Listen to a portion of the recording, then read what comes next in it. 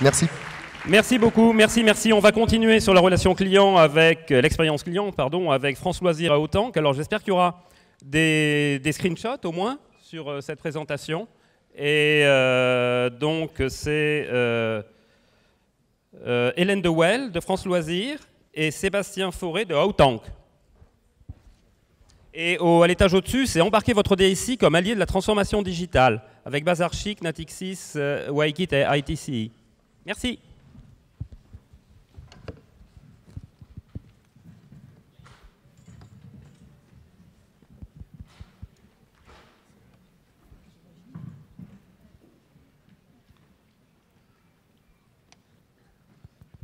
Alors bonjour à tous, je suis Sébastien Fauré, cofondateur de la société Autank.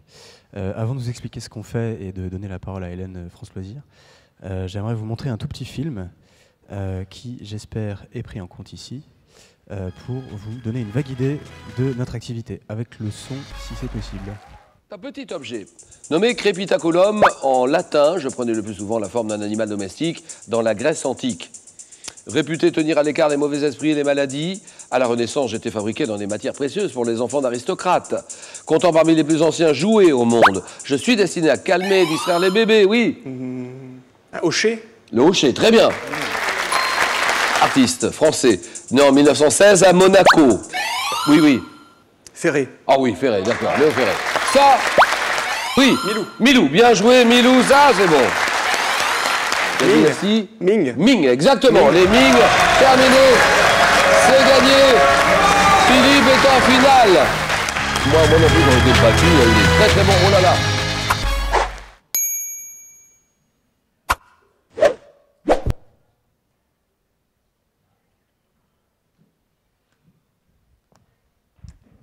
Voilà, donc là vous avez peut-être une première idée de ce qu'on fait, vous n'avez pas forcément tout compris, alors je vais vous l'expliquer, je vous rassure. Juste pour vous dire qu'on ne fait pas que des montages avec des émissions de télé, quelques chiffres pour vous dire qu'on est une société sérieuse. Ça fait 5 ans qu'on développe cet outil-là, depuis 2010. On s'est lancé sur le marché il y a maintenant 3 ans. Et du coup aujourd'hui on arrive à une taille de clients qui est de 45 clients.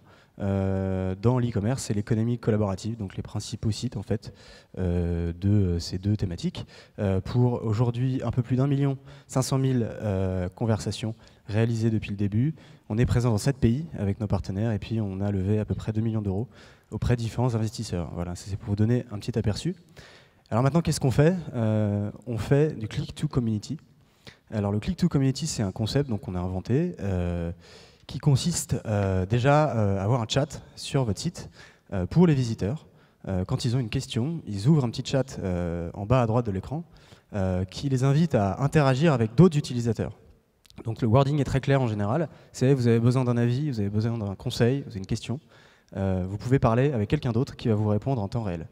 Ça, c'est la première chose, c'est, je dirais, ce qu'on voit de l'extérieur, la partie émergée de l'iceberg. Derrière, il y a un réseau social dans lequel on invite tous les meilleurs utilisateurs de ces sites. Donc par exemple, vous êtes fan de covoiturage, vous allez être invité par BlaBlaCar. Vous êtes fan de mode, vous allez être invité par La Redoute, à rejoindre donc ce réseau social dans lequel vous allez pouvoir retrouver les autres utilisateurs et les rencontrer, créer des liens avec eux, échanger sur différents centres d'intérêt. Vous allez aussi pouvoir parler avec les visiteurs du site, donc via ce chat, partager votre expérience comme vous pourriez le faire sur un forum, mais vous le faites en temps réel. Et vous le faites de manière beaucoup plus interactive et beaucoup plus pertinente, à la fois pour vous et pour l'internaute. Et puis vous allez pouvoir interagir avec le site, être au courant des actus, des avant-premières, remonter vos feedbacks, participer à de la co-création, vraiment vous rapprocher concrètement des équipes du site partenaire. C'est pour ça que la troisième partie de notre outil, c'est un outil pour vous, pour vos équipes de relations clients, que vous puissiez leur parler à ces utilisateurs, comprendre quelles sont leurs attentes, pourquoi ils sont là, et leur diffuser un certain nombre d'informations, écouter leur feedback, et par ailleurs s'occuper de traiter certaines demandes qui pourraient émaner des internautes et que la communauté ne pourrait pas traiter. Voilà en gros ce qu'on fait et ce qui définit Autank aujourd'hui. Donc du coup notre métier par rapport à ça, c'est 2 choses. D'abord une technologie que je viens de vous expliquer globalement, une plateforme donc, qui permet de mettre en relation vos utilisateurs avec vos internautes, mais c'est aussi une agence. on s'est rendu compte au fur et à mesure de nos différentes expériences que en fait, on gère un écosystème qui est tripartite. On a d'un côté des communautés, de l'autre côté on a des internautes, et puis de l'autre côté on a des marques, des sites, qui ont chacun leurs objectifs, qui ne sont pas les mêmes. Et à chaque fois, ça crée un écosystème différent. Entre eux, un partenariat qu'on a pu développer sur Voyage SNCF, qui est notre partenaire sur le voyage, pardon, et le partenariat qu'on a avec La Redoute sur la mode ou avec Allo Resto sur la nourriture, c'est pas du tout les mêmes communautés, c'est pas du tout les mêmes internautes et c'est pas forcément les mêmes objectifs. Donc on a vraiment une approche qui aujourd'hui est beaucoup plus personnalisée, avec une équipe de 4, maintenant 5 personnes qui accompagnent ces partenaires au quotidien pour réussir cette transition dans le rapprochement avec leurs clients. Voilà, notre objectif, c'est de vous rendre user-centric, comme on dit, donc vous rapprocher de vos utilisateurs. Et donc, on est dédié à la réussite de ces projets, non seulement avec notre plateforme, mais aussi avec nos équipes. Voilà. Donc, je vais donner la parole à Hélène, que je vais laisser se présenter. Ça marche, oui. Bonjour. Donc, très rapidement, je vous présente France Loisirs avant de rentrer dans le vif du sujet concernant la communauté à Autank. France Loisirs, donc, c'est une enseigne qui a 2 millions de clients, qui est multicanal, avec 200 boutiques dans toute la France, un site web et puis des canaux de vente à distance traditionnels, donc téléphone, courrier. Et donc, par principe, France Loisirs est un club et donc il faut être membre pour pouvoir consommer la marque. Et donc, on est déjà une communauté, mais on a cherché effectivement à renforcer cette dimension communautaire, comme on va le voir juste après. Tout à fait. Donc avant qu'on rentre dans le vif du sujet, juste pour voilà, dire qu'on a essayé de préparer cette table ronde dans une optique hyper transparente, d'utilisateur à utilisateur. C'est le concept de Autank, c'est le concept qu'on défend, donc c'est ce qu'on va essayer de faire aujourd'hui en temps réel, dans la vraie vie. Alors d'abord, je pense que ce qui peut intéresser l'audience, c'est pourquoi vous avez voulu faire un chat communautaire sur votre site, qu'est-ce qui vous a motivé et quels étaient les objectifs pour vous? Voilà, donc le premier objectif que je viens de citer, c'est effectivement de renforcer cet aspect communautaire du club. Au-delà de ça, on a aussi souhaité créer un lien plus direct avec nos meilleurs clients. Donc ça, on va y revenir après parce que c'est vraiment très intéressant dans la communauté à Autank. Et puis, bien sûr, in fine, c'est l'amélioration de la satisfaction client. Donc à la fois du point de vue du visiteur qui va poser ses questions et aussi du point de vue des meilleurs clients qui vont pouvoir faire partie d'une communauté et interagir avec d'autres ambassadeurs. Et derrière cette amélioration, il y a toute l'expérience utilisateur sur le site.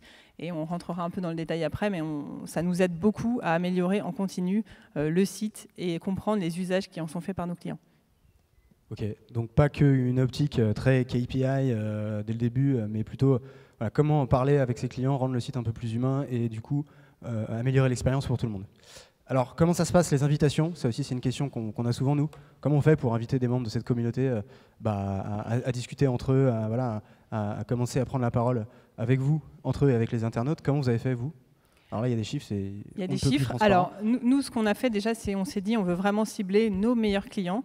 Donc on a pris le parti de s'adresser vraiment à une toute petite partie de nos clients puisque c'est à peine 1% de nos clients qu'on a contactés.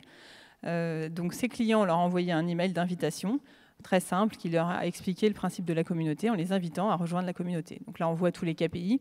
Au global, on arrive sur à peu près 250 personnes qui se sont inscrites et à date, 120 qui sont actifs. Donc on expliquera presque après la différence. Donc les inscriptions, c'est ceux qui ont rejoint la communauté. Après, il y a tout un travail à faire pour les inciter à prendre des conversations. Et donc, ce sont les membres actifs. Évidemment, ces chiffres sont amenés encore à évoluer puisque je ne l'ai pas précisé, mais on a lancé depuis seulement 2 mois, donc c'est assez récent. Ouais, ça c'est la première vague, mais voilà, en toute transparence, les chiffres d'invitation. Alors ensuite, quelles sont leurs aspirations? Ça aussi, c'est une question importante. Pourquoi ces gens viennent là? Pourquoi les utilisateurs aujourd'hui ont envie de se retrouver entre eux et d'être au contact de ces sites et de partager avec d'autres gens? Pourquoi ils le font? Qu'est-ce qui les intéresse? Alors, nous, notre expérience, c'est un peu, entre guillemets, transverse sur nos sites. On a des grandes parties un peu théoriques, hein, des choses autour du partage. On sent bien que les gens ont envie de partager de plus en plus, d'être reconnus aussi pour leur expertise, pour ce qu'ils savent, et aussi parce qu'ils connaissent votre site, et puis donner un peu de sens à leurs actions. Vous, comment ça s'est passé concrètement? Qu'est-ce que tu penses, toi, Hélène, des motivations des utilisateurs de France Loisirs, en tout cas? Alors, c'est vrai que comme on s'est adressé à nos meilleurs clients, on s'adresse à des gens qui sont en très forte affinité avec notre marque et qui sont très impliqués dans leur relation à la marque. Donc, ça aide évidemment pour les faire venir sur la communauté. Ça veut dire qu'ils ont aussi des attentes. Et ces attentes, ça va être effectivement des attentes de partage avec d'autres membres qui ont les mêmes centres d'intérêt. Donc, nous, on vend notamment du livre. Et c'est vrai que sur ce produit, on a une forte affinité et une recherche d'échange autour des lectures. Et puis une reconnaissance, c'est-à-dire je suis un meilleur client de l'enseigne, du coup je suis flatté qu'on m'invite et en même temps j'ai envie d'avoir des informations en avant-première, de savoir quand est-ce que tel titre va paraître, de savoir, de pouvoir aider d'autres clients, etc. Donc il y a aussi une attente de la part de la communauté qu'il va falloir aussi... il va falloir répondre à cette attente. Et puis, effectivement, cette notion de sens, les gens, ils cherchent à être en relation avec d'autres membres, tout simplement. C'est vraiment sur le forum, parce que dans l'outil, on a une partie chat, mais on a aussi un salon de discussion, un forum. Et donc, les gens cherchent à rentrer en relation, et on voit très vite que des relations se créent entre les membres, qu'ils se connaissent, qu'ils nous connaissent, puisque nous aussi, on est présents sur le forum, on en parlera après. Et donc, il y a des relations vraiment humaines qui se tissent très vite entre les membres, et donc ça répond aussi à des aspirations de relations, tout simplement. Ok, merci. Et même chose, l'aspect liberté de ton, quelque chose aussi qu'on nous demande souvent, c'est aussi très important. Dans notre esprit, ce sont des avis en temps réel, et les avis, pour qu'ils soient un tant soit peu utiles, il faut qu'ils soient objectifs, que ce ne soient pas des gens qui sont juste ultra fans de vous et du coup ils disent que du bien. Voilà. Est-ce que tu peux me confirmer que vous êtes vraiment dans cette logique-là? Bien sûr. Et que c'est ce qui fait que ça marche, puisque, encore une fois, c'est des utilisateurs comme vous et moi. Les clients ont toute liberté de parole. La plateforme permet de vérifier qu'il n'y a pas des mots-clés qui seraient des injures, etc. Mais au-delà de cette possibilité de vérifier certains points, ce qui n'est pas arrivé d'ailleurs, ils ont toute cette liberté de s'exprimer, y compris de manière moins positive, parce que forcément, un client, même s'il est dans les meilleurs clients, il a aussi des points d'insatisfaction. Et il y a des échanges sur le forum qui sont parfois assez francs. Oui, tout à fait. Et du coup, autour des motivations, des aspirations, tu disais tout à l'heure comment les inciter finalement à être là. Et c'est vrai que c'est bien qu'ils soient là pour vous, c'est votre communauté, et l'objectif c'est de la fidéliser.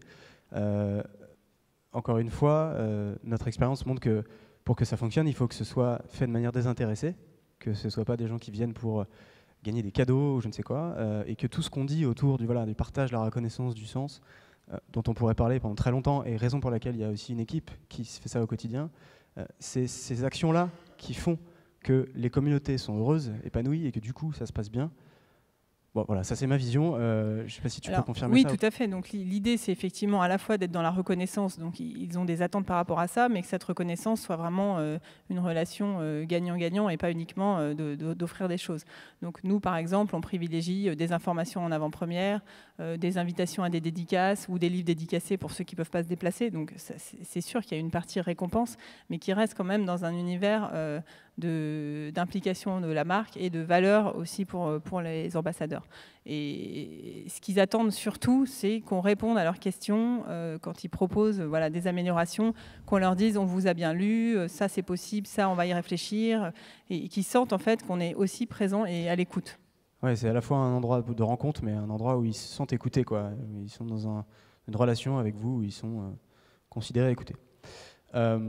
Et alors du coup, quel genre de questions sont posées par les internautes quand on leur dit vous avez besoin d'un avis, parlez à un autre utilisateur, qu'est-ce qu'ils disent?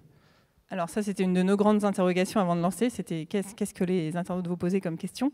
Alors une des premières choses, c'est qu'il fallait bien que l'internaute comprenne que ce n'était pas le service client qui répondait. Donc au départ, on a eu quelques internautes qui pensaient s'adresser au service client, donc on a changé le message pour vraiment dire c'est un client ambassadeur qui répond. Ouais, et c'est hyper important, et on met l'accent là-dessus, et nous et avec les partenaires, justement pour éviter cette confusion. Très Exactement. Et donc les questions, ça tourne beaucoup autour du fonctionnement du club. Donc effectivement, les avantages qui sont à un moment donné, le fonctionnement du programme de fidélité, les offres commerciales, etc. Donc beaucoup de questions, de choses qui sont, qu'on ne pensait pas forcément être des questionnements pour les clients. Donc c'est aussi intéressant. Des questions évidemment sur les produits, donc à la fois sur des produits qu'on commercialise, mais aussi des questions sur est-ce que tel titre va paraître au club, est-ce que vous savez si tel auteur est en train d'écrire la suite de ses ouvrages, etc.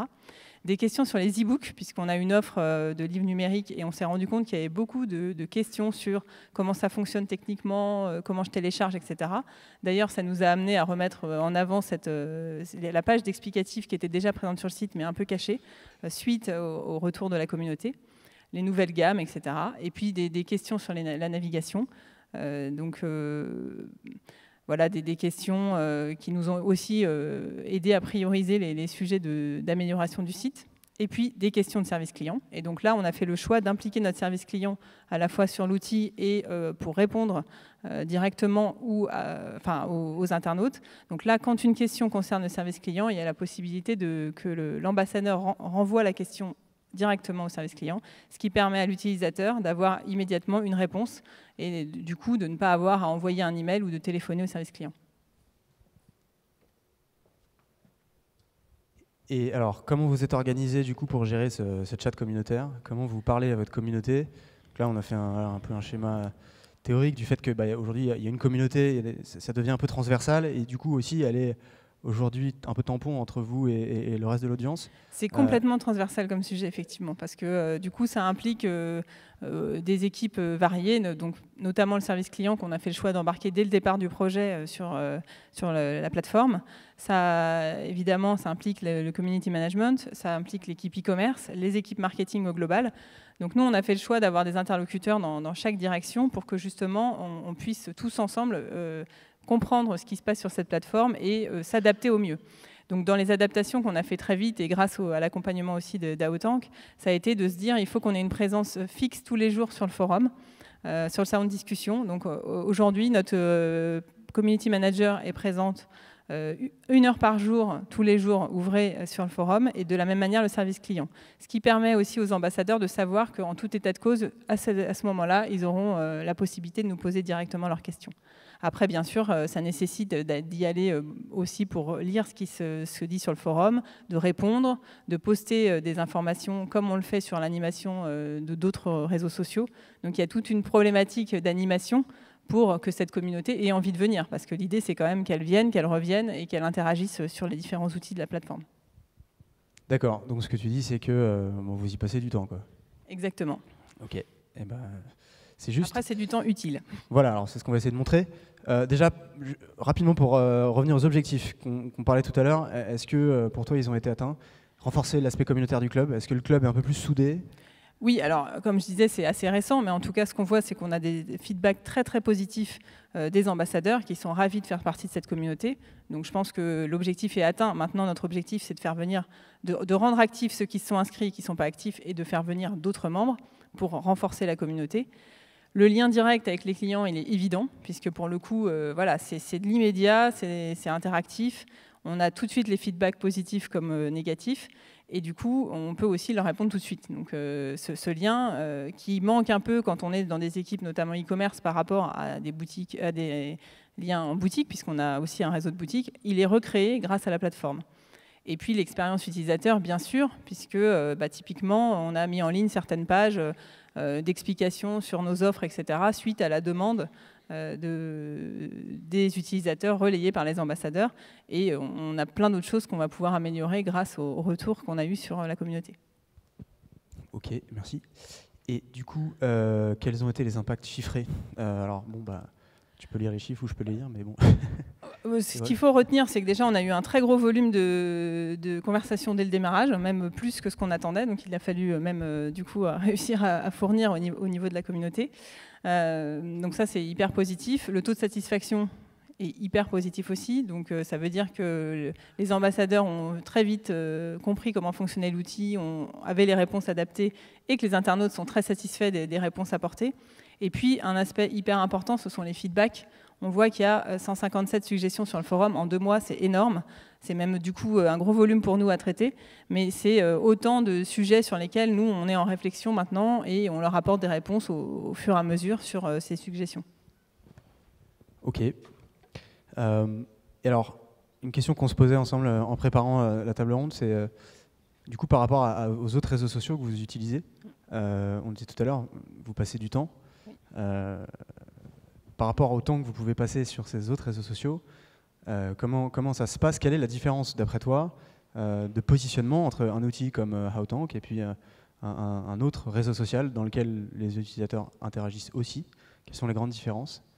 Alors c'est vrai qu'on est évidemment présent sur beaucoup de réseaux sociaux, on est sur Facebook, sur Twitter, on est sur Pinterest, YouTube et bientôt sur Instagram. Donc Aotank, ça rajoute encore un canal. Pour moi, ce sont des choses assez différentes, même s'il y a évidemment la notion sociale qui est transverse. On s'adresse à une communauté qui est beaucoup plus qualitative qui est en nombre plus restreint, mais avec laquelle on a une relation hyper privilégiée. Et donc, c'est effectivement un apport très important et qui va être beaucoup plus dans la co-construction que ce qu'on peut avoir sur des communautés Facebook, par exemple. Donc pour moi, ça se complète.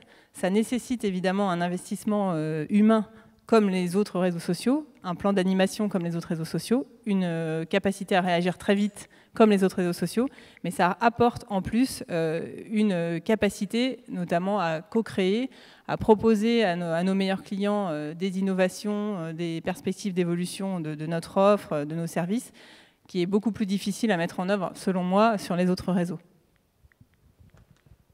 Ok, je ne rajouterai pas. Et alors, quelles sont tes perspectives un peu par rapport à ce genre de nouveau système où les communautés s'impliquent en temps réel? Quelle est votre stratégie un peu par rapport à ça? Est-ce que vous pensez que c'est quelque chose qui a de l'avenir ou pas? Qu'est-ce que vous voulez faire autour de ça dans les mois qui viennent? Et comment on pourrait développer un peu plus les interactions entre les utilisateurs et vous? Ça fait beaucoup de questions. Ouais, mais bon. pour répondre à la première, je pense que ça a de l'avenir, sinon je ne serais pas là pour en parler. Je pense qu'effectivement, c'est vraiment hyper intéressant et le champ des possibles est immense. Donc après, c'est plus comment est-ce que justement au quotidien, on s'approprie tout ce qui est remonté par la communauté pour être notamment dans la co-création. Donc ça fait partie des points sur lesquels on aimerait aller plus loin, proposer à notre communauté de choisir une couverture de catalogue à venir, de choisir même, pourquoi pas, des produits, de tester des produits également. Donc on a pas mal de projets dans ce sens. Et puis on en parlait tout à l'heure, l'idée derrière, ça serait aussi peut-être d'utiliser cette communauté, non pas uniquement sur le site web, mais pourquoi pas dans les boutiques, puisqu'on est avant tout un réseau de magasins. Et on se dit qu'il y aurait tout à fait possibilité de réconcilier finalement cette expérience utilisateur sur un lieu physique, notamment via le mobile. Et donc ça, je pense que ça peut être une perspective aussi très intéressante pour que ça ne reste pas un outil web pour les utilisateurs du site. Une manière simple de faire du repos, le fameux repos, quoi. Ok, bon. Eh bien, merci beaucoup. Moi, j'ai une question à poser au fondateur d'Autank, Sébastien Fauré. C'est toi qui as créé Autank. Co-créé, oui. Et vous faisiez partie du top 100 l'année dernière? Oui. C'était quelque chose? Et vous n'étiez pas dans le top 10 par hasard? Je crois pas qu'on était dans le top 10, non. mais on était dans le top 100, c'était déjà pas mal. Vous en êtes où dans votre développement? Alors nous, comme je disais, on a aujourd'hui 45 clients. Ça commence à arriver rapidement, pardon. Parce que on se rend compte que les communautés ont envie de partager sur de plus en plus de sujets. Donc c'est pas que des pure players, c'est pas que des sujets ultra affinitaires, mais de plus en plus de sujets très larges. Donc voilà, maintenant on attaque un peu le voyage. Il y a des retailers qui viennent. En France, pour l'instant en France. Alors on est dans 7 pays parce que nos partenaires nous déploient dans ces pays-là. Donc on est traduit et en live avec des communautés aux US, en Italie, en Allemagne, en Espagne et en Pologne. Mais on est en train effectivement de travailler sur l'international puisque c'est un sujet qui est facilement internationalisable. Ben, merci beaucoup, merci à tous les deux. Et